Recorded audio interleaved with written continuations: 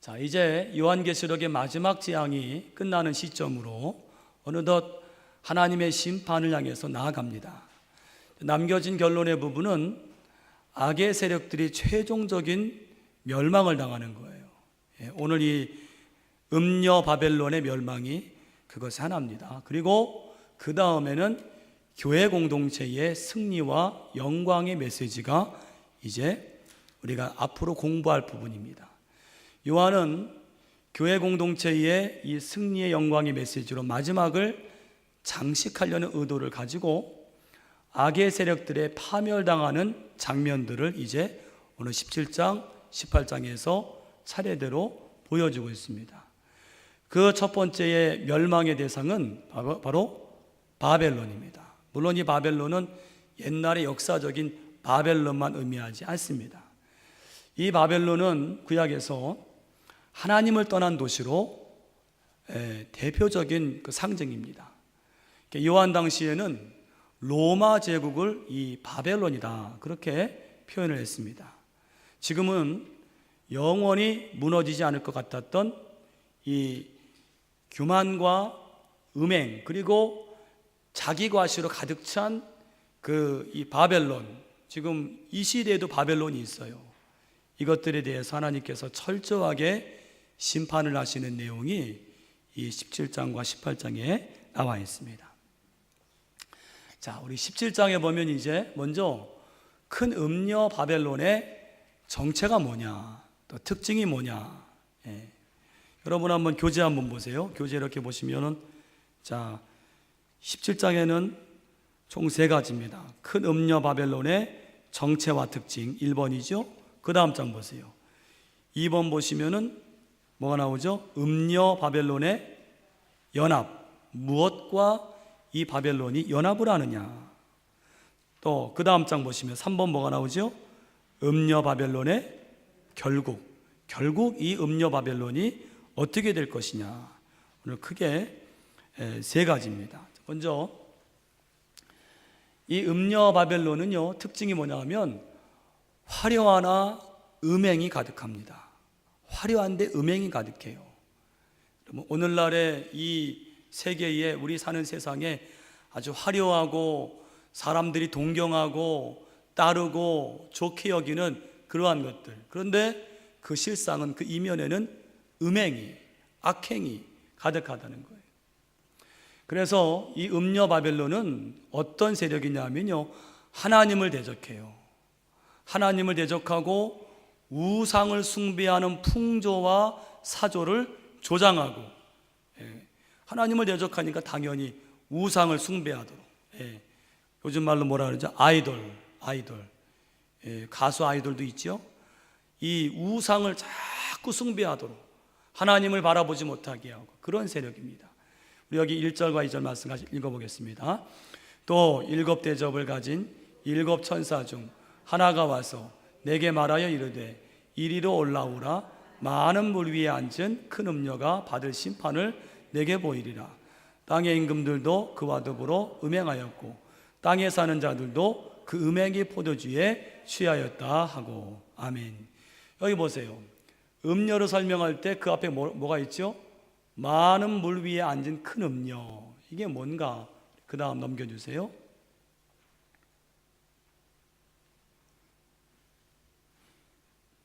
네. 자, 여기 많은 물 위에 앉은 큰 음녀라 그랬지요. 이 음녀의 이름은 5절 보세요. 5절. 여기 말씀 같이 읽겠습니다. 그의 이마에 이름이 기록되었으니 비밀이라 큰 바벨론이라. 아멘. 이 음녀의 이마에 이름이 기록되었대요. 뭐라 그래요? 큰 바벨론이라. 이 음녀 이름입니다. 그래서 큰 음녀 바벨론, 그렇게 이름 붙이는 거예요. 자, 이 음녀 바벨론은요, 당시에 로마를 가리키는 은어로 그렇게 초대교회에서 바벨론, 그럼 당시에 로마를 가리켰어요. 여러분, 로마가 얼마나 화려하고 강대하고 그리고 사람들이 따르고 그런 거였습니까? 하나의 그 바벨론이란 말이에요. 그런데 이 바벨론은 로마만 가리키는 것이 아니라 시대마다 하나님을 대적하는 로마 같은 그런 사조와 풍조를 조장하는 세력을 바로 이 바벨론이다, 그렇게 말을 하는 것입니다. 그런데 아까 많은 물 위에 앉았다, 이 말은 뭐냐면 15절 말씀에 그 뜻이 나와요. 15절 말씀, 오늘 여기 17장 15절 같이 우리 한번 읽어보겠습니다. 10장 15절 같이 읽습니다. 또 천사가 내게 말하되 내게 본 바 음녀가 앉아있는 물은 백성과 무리와 열국과 방언들이니라. 아멘. 물이 뭐라 그래요? 백성과 무리와 열국과 방언들이라. 전 세계의 무리를 말하는 거예요. 이 말은 이 바벨론이 그렇게 영향력이 있다는 거예요. 수많은 사람들이 이 음녀 바벨론을 따른다는 거예요. 따르고 추종하고 그 지경이 매우 넓다는 거예요. 여러분, 지금 이 시대에도 많은 사람들이 화려하고 힘이 있고 능력 있는 그 무언가를 따라가는데 그것들이 하나님을 대적하고 우상을 숭배하도록 조장하는 그런 것들이 있다는 것입니다. 그 다음에 이 음녀 바벨론은 보니까 땅의 임금들도 그와 더불어 음행하였다는 거예요. 땅의 임금들은 어떤 사람들이에요? 영향력 있는, 권세 있는 그런 자들 아닙니까? 그런데 그 임금들이 음행했다는 것은 음녀 바벨론이 이끄는 대로 그 악한 풍조를 따라갔다는 거예요. 예.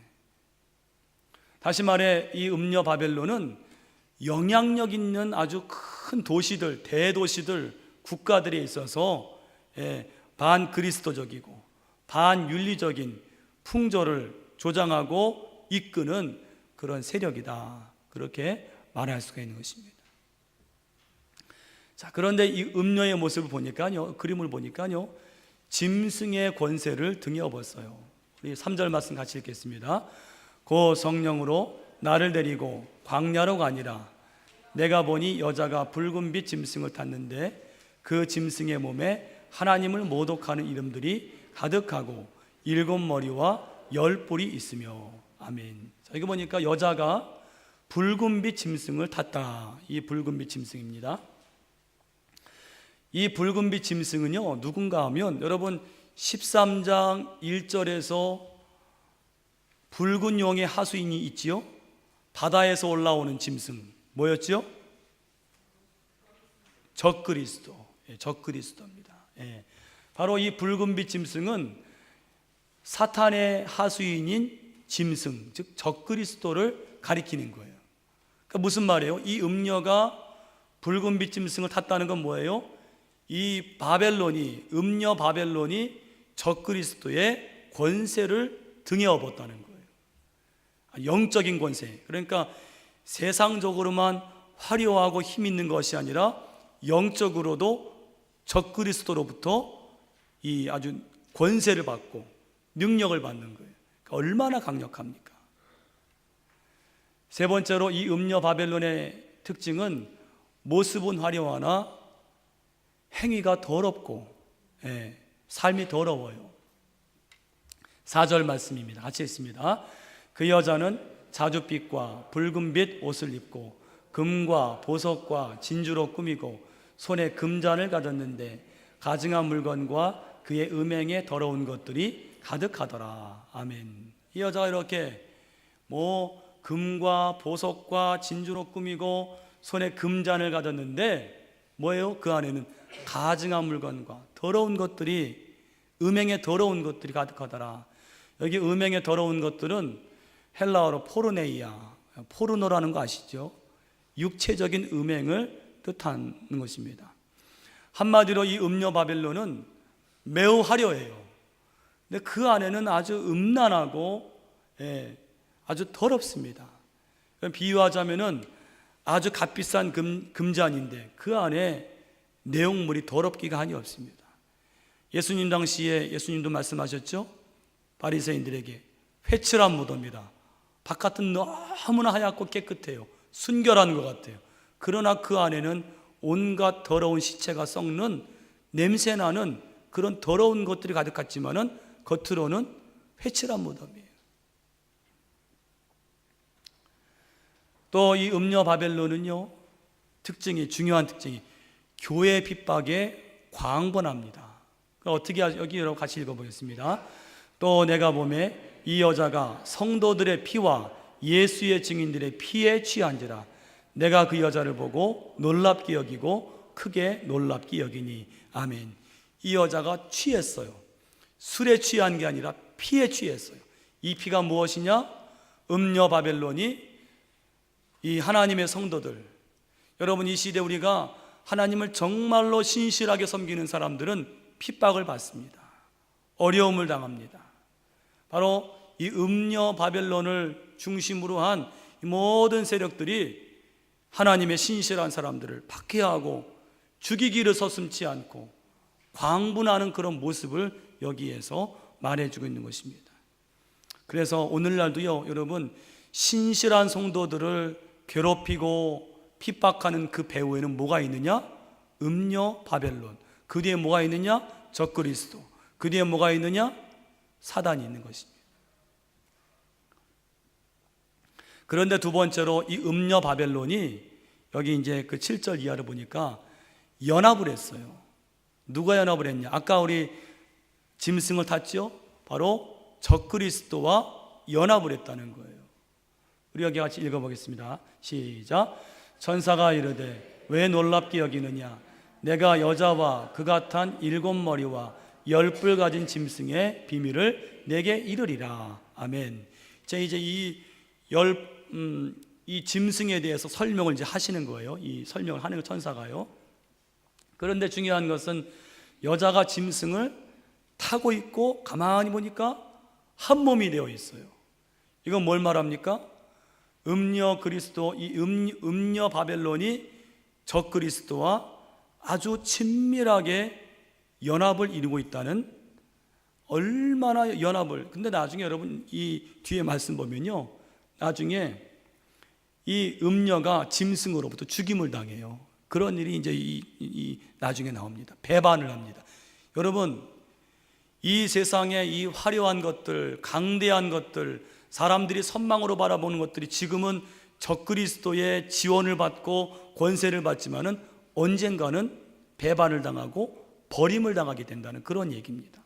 그런 이야기가 조금 이따 나옵니다.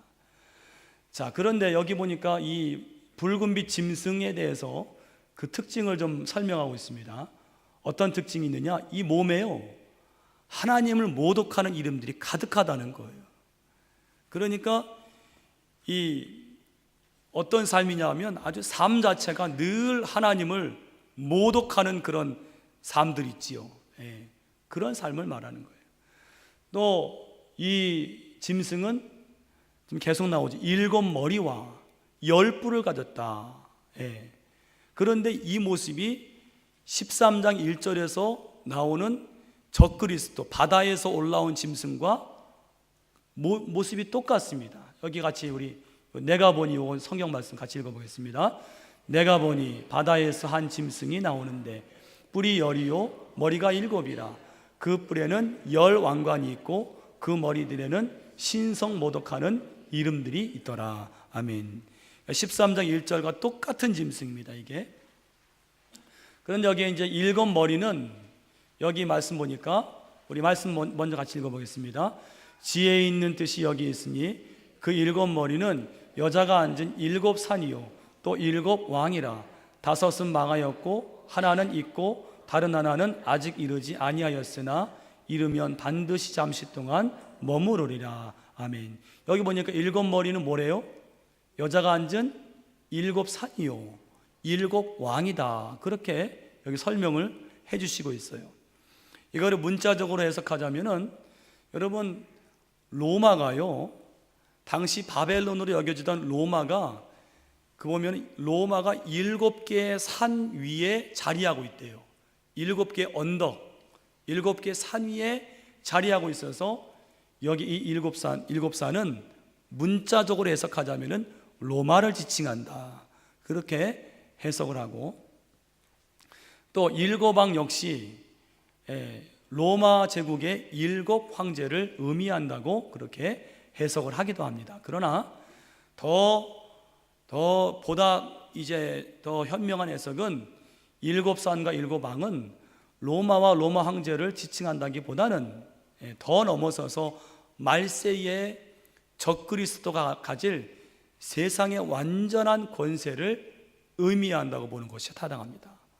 왜냐하면 여러분 여기 열왕, 열불과 일곱왕, 이 열이라고 하는 일곱이라고 하는 것은요 완전수입니다. 완전수, 완전을 의미해요. 그런데 여러분 여기 보니까 일곱 왕 중에 그 아까 말씀 보면 다섯 왕은 이미 어떻게 됐어요?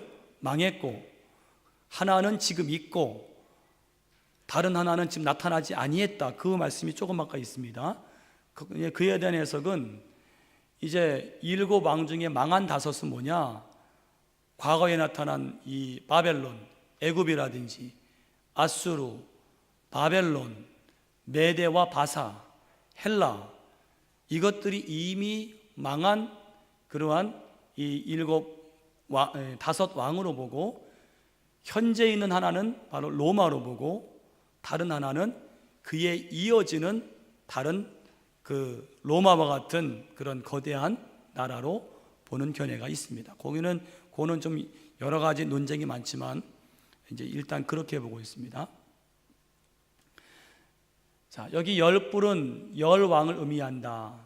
여기 말씀 같이 읽어보겠습니다. 내가 보던 열불은 열왕이니 아직 나라를 얻지 못하였으나 다만 짐승과 더불어 임금처럼 한동안 권세를 받으리라. 그들이 한 뜻을 가지고 자기의 능력과 권세를 짐승에게 주더라. 아멘. 자, 이 열불은요 여기 말씀 보니까 열왕을 의미한대요. 열왕이 무엇이냐? 열왕은요 아까 10개는 완전수라 그랬죠. 그래서 열왕은 짐승의 동료이자 후원자들인데 장차 짐승에게 복종하게 될 세상의 모든 나라의 전체적인 권세들을 상징한다. 그것입니다. 그러니까 여러분 이 짐승이 열 뿔이 있고 또 일곱 무엇입니까? 뭐죠? 열 뿔이 있고 일곱 머리가 있는, 이것은 이 짐승에게 전체적인 이 세상에 놀라운 권세들이 주어진다는 그런 의미가 있는 것입니다. 자, 그 다음에 세 번째로는요 음녀 바벨론의 결국이에요. 결국이 어떻게 되느냐?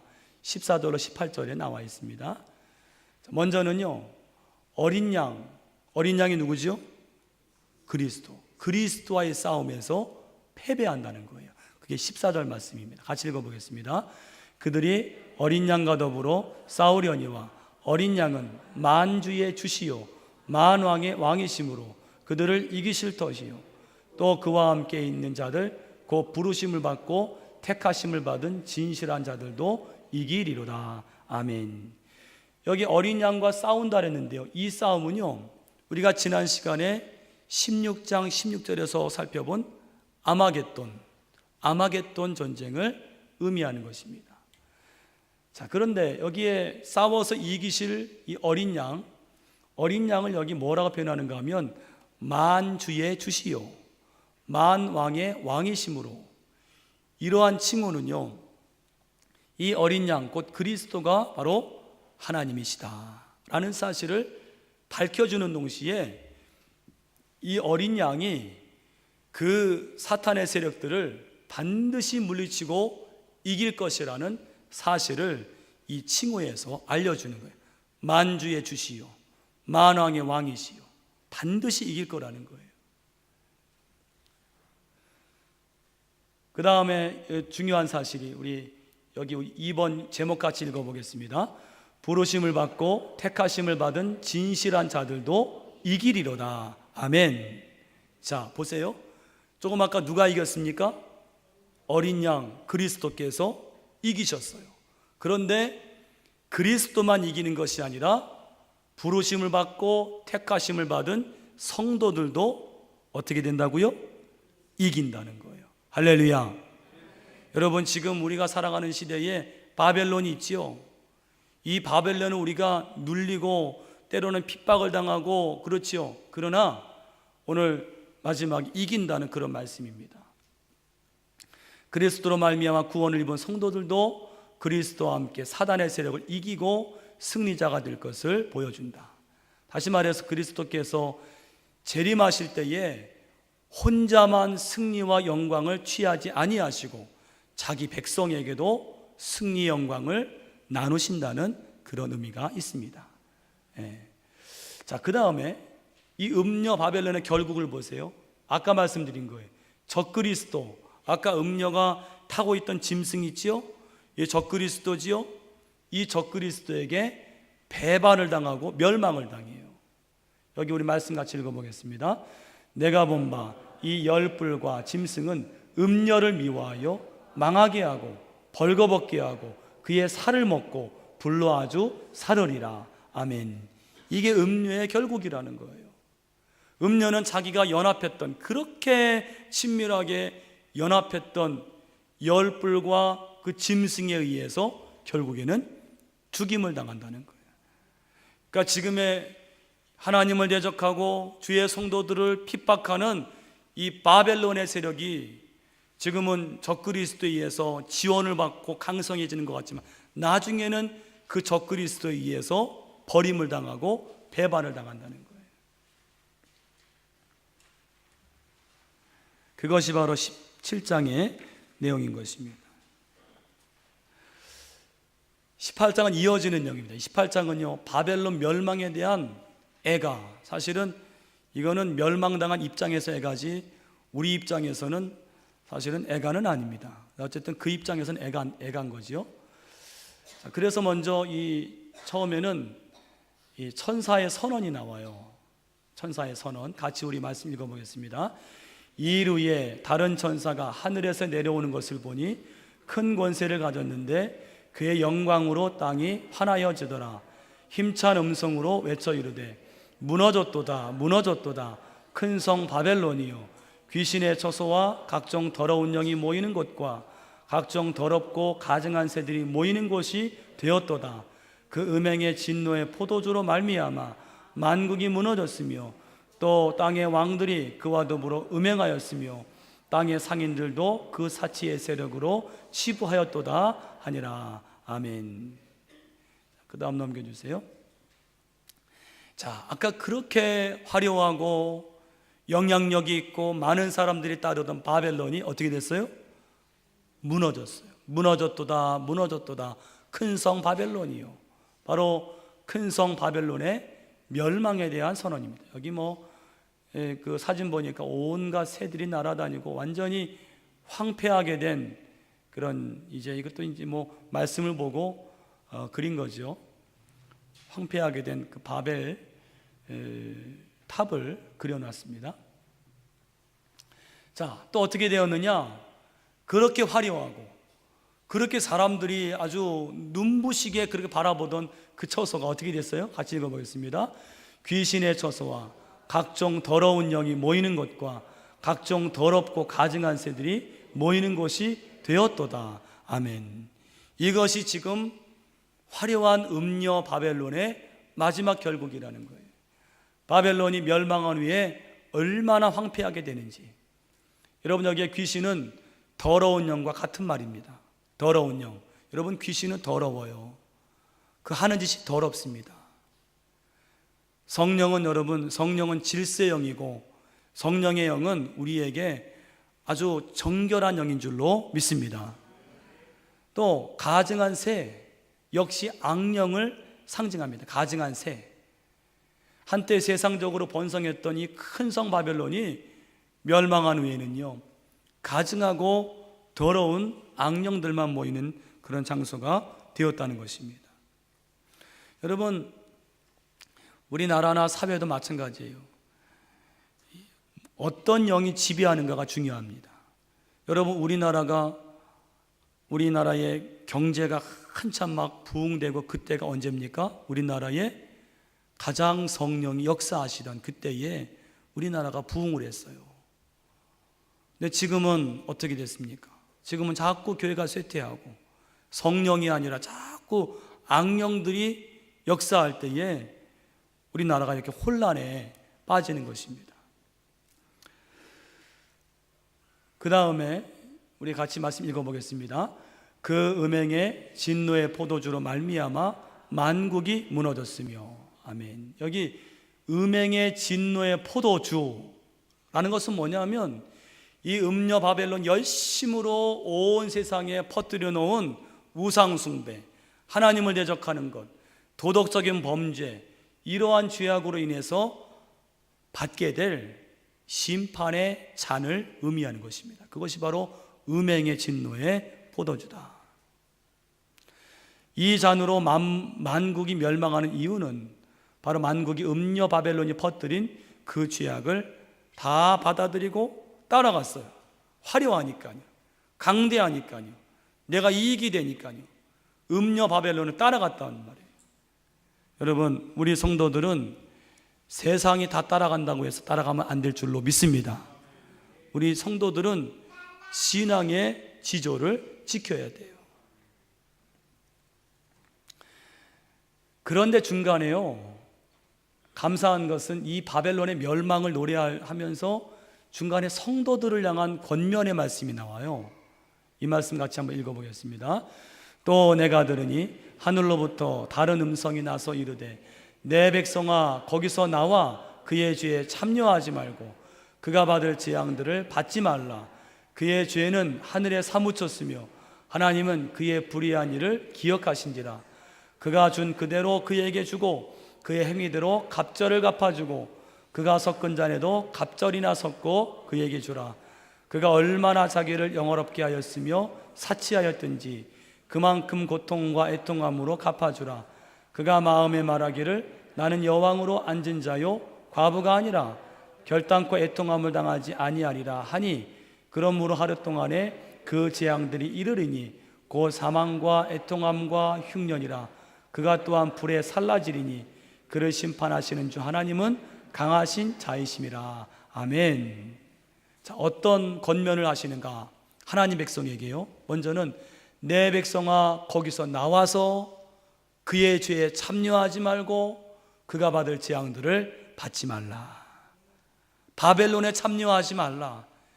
여러분, 우리 믿는 자들도요, 이 바벨론을 따라가는 자들이 있습니다. 너무 화려하고 너무 끌리고 보암직도 하고 먹음직도 하고 그리고 거기에 가면 이익이 있고 하니까 따라가는데 하나님께서 말씀하시기를 참여하지 말래요. 거기서 나오래요. 그 재앙들을 받지 말랍니다. 바벨론의 음행. 여러분, 그 성경 말씀에 많이 나오는 말씀이 뭔지 아십니까? 이 세대를 말할 때 악하고 음란한 세대, 악하고 음란한 세대란 말이 참 많이 나와요. 그러니까 여러분 이렇게 한번 쭉 보세요. 이 아주 사람들이 많이 모인 곳에서 어떤 일들이 벌어지는가 하면 하나님을 모독하고요, 그리고 음란함이 거기 있어요. 음란함이 막 사람들이, 수많은 사람들이 모인 데서 음란한 이야기들을 할 때 사람들이 그거를 더럽다고 하지 않고 막 좋아하고 아주 그걸 환호하는 걸, 그런 걸 볼 수 있습니다. 이 시대가 왜 이렇습니까? 이 바벨론이 그걸 조장하는 거예요. 악하고 음란한 세대를 만드는 거예요. 음행과 사치에, 여러분 사치도 마찬가지입니다. 이 바벨론이 조장하는 사치입니다. 여러분, 우리가 하나님이 주신 재물을 가지고 정말 가볍게 쓰는 것은 무엇입니까? 사치가 아닙니다. 정말 하나님을 위해서 내 일용할 양식을 쓴 다음에는 하나님을 위해서, 하나님 나라를 위해서, 가난한 자들을 위해서 써야 할 것이 바로 재물인 줄로 믿습니다. 내 사치를 위해 쓰는 것은 바벨론의 유혹에 넘어가는 거예요. 그 같은 악에서 떠나라는 거예요. 거룩한 삶을 살라는 거예요. 그 다음 보겠습니다. 자, 또 뭐라고 말씀하시냐면 같이 읽겠습니다. 그의 죄는 하늘에 사무쳤으며 하나님은 그 불의한 일을 기억하신지라. 여러분, 바벨론이 지은 죄악이 쌓이고 쌓여서 하늘에 올라갔어요. 노아 홍수 그 당시에 여러분 사람들이 쌓은 바벨탑, 하나님의 진노를 가져왔죠. 사타가 하나님의 진노를 가져온 것처럼 오늘 여기 말씀 보니까 하나님은요 그 불의한 일을 다 기억하신답니다. 다 기억하십니다. 지금 마음껏 바벨론이 자기 세상을 만난 것처럼 활개를 치고 하나님을 대적하고 하나님의 성도들을 핍박하는 그것들 하지만 말씀 뭐라? 하나님은 다 기억하신대요. 할렐루야. 우리 성도들에게 주시는 말씀, 하나님은 다 기억하신지라. 세 번째요, 그가 준 대로, 같이 읽겠습니다. 그가 준 그대로 그에게 주고 그의 행위대로 갑절을 갚아주고 그가 섞은 잔에도 갑절이나 섞고 그에게 주라. 아멘. 이거는 성도들에게 복수하라 그런 얘기가 아니라 하나님이 그렇게 보응하시는 분이라는 것을 알려주는 거예요. 하나님은 하나님께 끝까지 대적하면서 우상 숭배와 사치를 일삼고 세상의 죄악을 조장시킨 음녀 바벨론과 그를 쫓는 모든 자들에게 뭐라 그래요? 그가 준 그대로 그에게 주고 그의 행위대로 갑절을 갚아주고 섞은 잔에도 갑절이나 섞어 그에게 주신다는 것. 보응하시는 하나님임을 알라. 여러분, 하나님은 보응하시는 분인 줄로 믿습니다. 성경 말씀에 있죠. 여러분, 원수 갚는 것은 내게 있지 않습니다. 할렐루야. 원수 갚는 것은 내게 있지 않다 그랬어요. 원수 갚는 것은 하나님께 있습니다. 하나님이 갚아주십니다. 그러므로 우리가 해야 할 것은 사랑이에요. 또 진리입니다. 그 다음 네 번째 주시는 메시지는 같이 읽겠습니다. 그가 얼마나 자기를 영화롭게 하였으며 사치하였든지 그만큼 고통과 애통함으로 갚아주라. 아멘. 여러분, 여기에 아까도 말씀드렸지만 바벨론이 하나님 앞에 지은 죄 중에 큰 죄가 뭐냐면 교만과 불을 통한 사치와 또 불의한 방법을 통한 부의 축제예요. 사치와 불의를 통한 부의 축제. 여러분, 우리 그래서 성도들은요 사치를 멀리해야 되고요, 또 부를 모으되 성실하게 열심으로 모으되 불의가 아니라 의로운 방법으로 우리는 부를 모아야 됩니다. 할렐루야. 내가 불의한 방법으로라도 수단과 방법을 가리지 않고 부를 축제하는 것은 그건 바벨론의 일이에요. 한마디로 바벨론은 주님이 우리에게 요구하시는 자기 십자가, 누구든지 나를 따라오려거든 자기 십자가를 지고 나를 좇을 것이니라. 또 좁은 문으로 들어가라, 좁은 길로 들어가라, 거기가 영생의 문이니라. 이걸 철저하게 부인하는 것이 바로 바벨론입니다. 오늘 여러분들은 자기 십자가와 좁은 문을 기억하시면서 주님의 뒤를 따라가시는 우리 모두가 되시기를 축원합니다. 그 다음에 다섯 번째는 하루 동안의 그 재앙들이 이르리니. 하루 동안이라는 말은요 어떤 뜻이 있어요? 호련히, 일순간에. 야, 이게 정말 이 세상의 악함이 언제 사라질까? 호련히, 하루 동안에. 여러분, 거기 우리 18장 말씀 좀 보세요. 18장 말씀 보시면, 자, 우리 8절에 한번 동그라미 해보세요. 거기 하루 동안에, 그러므로 하루 동안에. 그 다음에 10절 말씀 뒷부분에 보면 바벨론이여 한 시간에 내 심판이 이르렀다. 한 시간에. 거기도 동그라미 하시고요. 17절 말씀 가보세요. 17절 말씀. 그러한 부가 한 시간에 망하였도다. 또 19절 말씀 맨 뒤에 보니까 뭐라 그래요? 한 시간에 망하였도다. 다 같은 말입니다. 호련히, 일순간에. 언제 없어질까? 언제 망할까? 호련히, 일순간에, 한 시간에. 그렇게 하나님의 심판이 닥쳐올 것을 의미하는 것입니다. 자, 그 다음에 이제 9절로 20절의 말씀에는요 바벨론 멸망에 대한 그를 따르던 많은 자들이 슬퍼하며 애가를 부르는 거예요. 자, 여기 이제 바벨론과 아까 음행하던 세상의 권세자들, 땅의 임금들이 음행했다고 하지 않았습니까? 같이 말씀 읽어보겠습니다. 그와 함께 음행하고 사치하던 땅의 왕들이 그가 불타는 연기를 보고 위하여 울고 가슴을 치며 그의 고통을 무서워하여 멀리 서서 이르되 화이또다 화이또다 큰 성 견고한 성 바벨론이요 한 시간에 내 심판이 이르렀다 하리로다. 아멘. 누가 지금 애가를 부릅니까? 땅의 왕들, 그와 함께 음행하고 사치하던 땅의 왕들이 그 불타는 연기를 보고 울고 가슴을 쳤다. 여기 왕들은 이 바벨론의 사상과 풍조를 따름으로 그걸 따라서 권세를 잡고 그와 함께 음행을 하고 우상을 숭배하던 세상의 왕들을 의미하는 것입니다. 근데 오늘 말씀 보니까 그의 고통을 무서워하여 멀리 서서, 왜 이 땅의 왕들이 바벨론에 내린 재앙에 그 멀리 섰습니까? 그 재앙의 불똥이 나에게 튈까 봐. 그 바벨론이 무너짐을 슬퍼하는 게 아니라 그 재앙의 불똥이 나에게 튈까 봐 취한 이기적인 행동이에요. 그러니까 이 악한 것들은 의리도 없습니다. 요즘 의리 많이 얘기하지 않습니까? 의리도 없어요. 자, 두 번째는요, 바벨론을 따름으로 부를 축적한 사람들이 슬퍼합니다. 바벨론을 따름으로 많은 부를 축적을 했어요. 불의한 방법, 또 그 악을 행하는 방법으로 많은 부를 축적한 사람들이 나중에 슬퍼한다는 거예요. 같이 우리 읽어보겠습니다.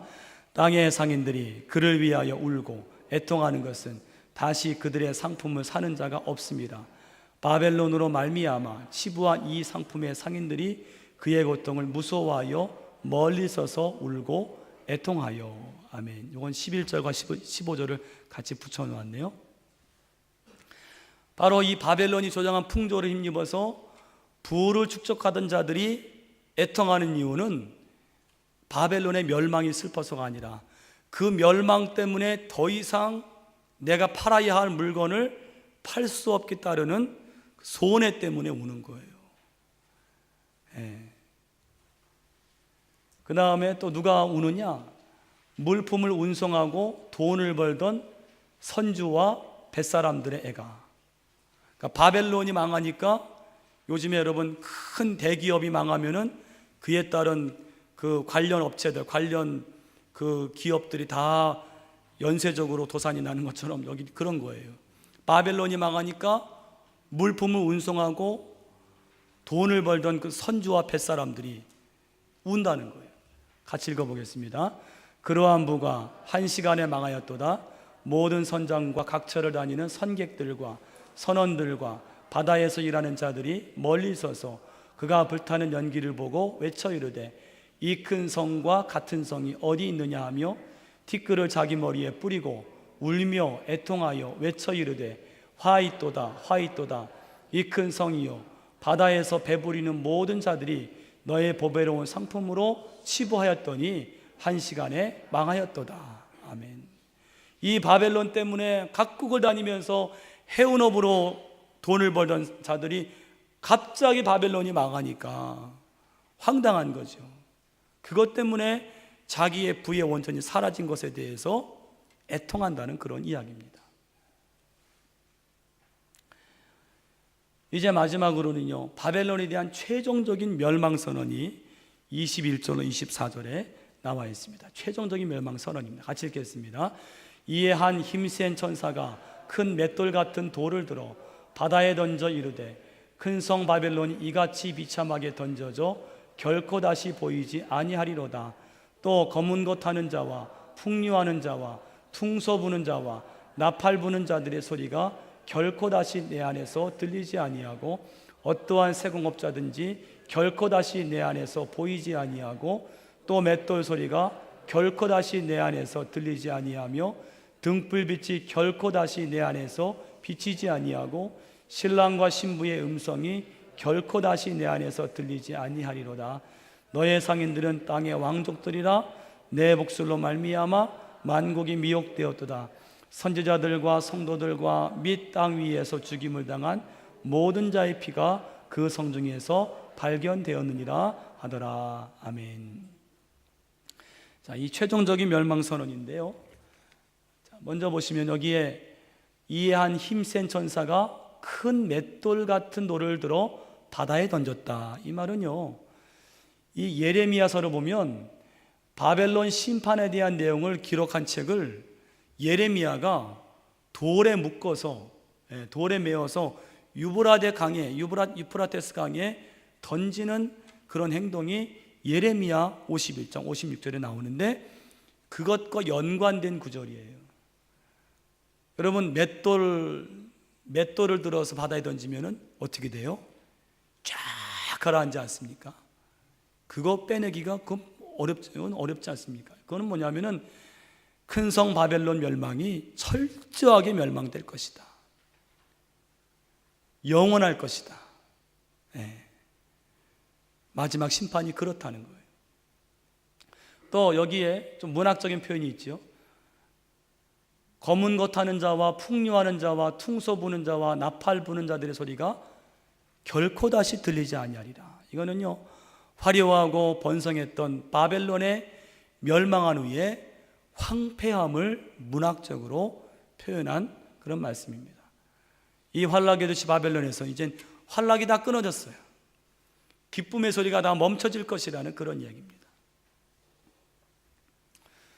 그 다음에 등불빛이 결코 다시 내 안에서 비치지 아니하고 신랑과 신부의 음성이 들리지 아니한다.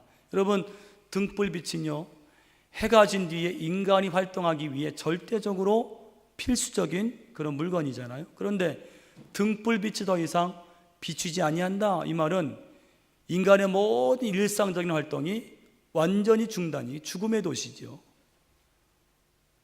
신랑과 신부의 음성이 더 이상 들리지 아니한다는 말은 인간 공동체가 더 이상 지속되지 못하고 완전히 멸망하는 것을 의미합니다. 오늘 뉴스를 보니까 우리나라 이제 젊은이들이요, 결혼을 원하지 않는다는 젊은이들 50%랍니다. 50%. 뭐 결혼하고 뭐 그 떠나서 결혼을 원하는 젊은이가 50%니까 이게 어떻게 되는 거예요? 그러니까 이런 예언의 말씀들이 점점, 분명히 지금 우리 시대가 바벨론이잖아요. 얼마나 화려합니까? 얼마나 막 보기가 강대하고 또 이 바벨론 시대란 말이에요. 그런데 아까 말씀 보니까 신랑과 신부의 음성이 더 이상 들리지 않는 것이다. 오늘 여기 마지막에는요, 바벨론이 멸망한 세 가지 이유를 오늘 요약해서 설명을 합니다. 세 가지 이유 뭐냐면은, 중요한 겁니다. 돈을 버는 자들이 세상의 왕이 된다. 이거는요, 바로 배금주의, 맘모니즘. 돈이면 다 되는 거예요. 이 바벨론은 그래서 경제권을 가진 자가 세상 권력을 지니도록 세상 풍조를 만드는 거예요. 돈이면 다 되는 걸로요. 요즘 뭐 사람들이 다 이구동성으로 뭐니 해도 뭐니가 최고야. 그런 말 하지 않으세요? 배금주의입니다. 맘모니즘. 뭐예요? 하나님 자리에 맘몬, 이 재물이 올라가 있습니다. 여러분, 우리 성도들은 이런 배금주의에 물들지 말아야 될 줄로 믿습니다. 하나님 자리에 하나님이 계셔야 돼요. 그 다음에 두 번째는요, 인간을 속이는 속임수나 미혹해 하는 술수. 23절에 보니까 내 복수로 말미암아 만국이 미혹되었도다. 여기서 복수는요, 단순히 점치는 행위가 아니라 인간을 속이는 모든 속임수, 사단의 힘을 빌어서 사람을 미혹하는 모든 형태의 술수를 가리킵니다. 이것이 바로 바벨론을 멸망하게 한 두 번째 원인이라는 거예요. 여러분, 지금 시대가 얼마나 첨단 과학 시대를 달려가요. 그런데도 참 요즘에도 이 점보는 행위들, 무속을 이용한 그런 것들, 우리나라도 뭐 대통령이 그런 의심들을 지금 계속 받고 있는데, 이런 말씀들이 결코 지금 시대와 무관하지 않습니다. 마지막 세 번째는 하나님의 일꾼들과 성도들을 핍박하고 살해한 것이 바벨론이 멸망한 결정적인 이유라는 거예요. 우리 24절 말씀 같이 읽어보겠습니다. 선지자들과 성도들과 및 땅 위에서 죽임을 당한 모든 자의 피가 그 성중에서 발견되었느니라 하더라. 아멘. 예. 이 바벨론은 하나님의 사람들, 선지자들 핍박하고 죽이고 그런 일들을 행했다. 이것이 바벨론이 멸망한 세 가지 원인 중에 하나라는 것입니다.